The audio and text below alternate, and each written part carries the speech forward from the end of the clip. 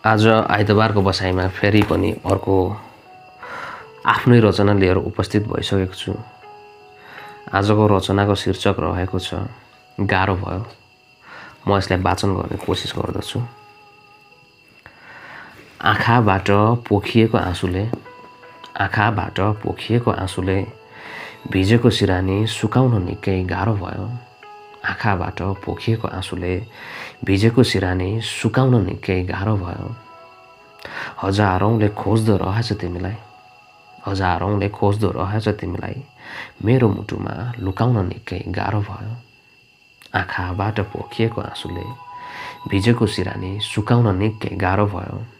हजारौंले खोज्दो रहेछ तिमीलाई मेरो मुटुमा लुकाउन निकै गाह्रो भयो। फलोस् फुलोस् भन्ने चाहन्थे हाम्रो सम्बन्ध बिचैमा ओइलाउँदै गयो हुर्काउन निकै गाह्रो भयो।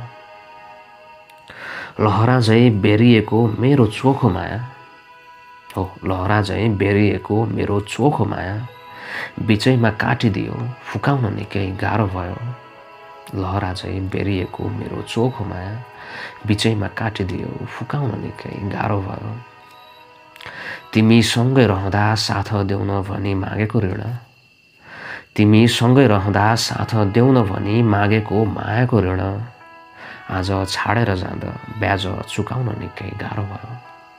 तिमी सँगै रहँदा साथ देउन भनी मागेको ऋण आज छाडेर जाँदा ब्याज चुकाउन निकै गाह्रो भयो। खुसी लाग्यो मैले भन्दा धेरै माया गर्ने पाएछौ। उसले छाडी गयो भने यो मनलाई बुझाउन निकै गाह्रो भयो। खुसी लाग्यो मैले भन्दा धेरै माया गर्ने पाएछौ। उसले छाडी गयो भने यो मनलाई बुझाउन निकै गाह्रो भयो। आँसुले भिजेको सिरानी सुकाउन निकै गाह्रो भयो।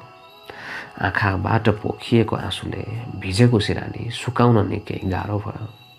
हजारौंले खोज्दो रहेछ तिमीलाई मेरो मुटुमा लुकाउन निकै गाह्रो भयो।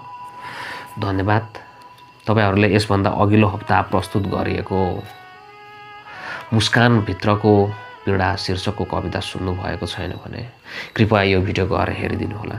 म त्यहीँ भेटिनेछु।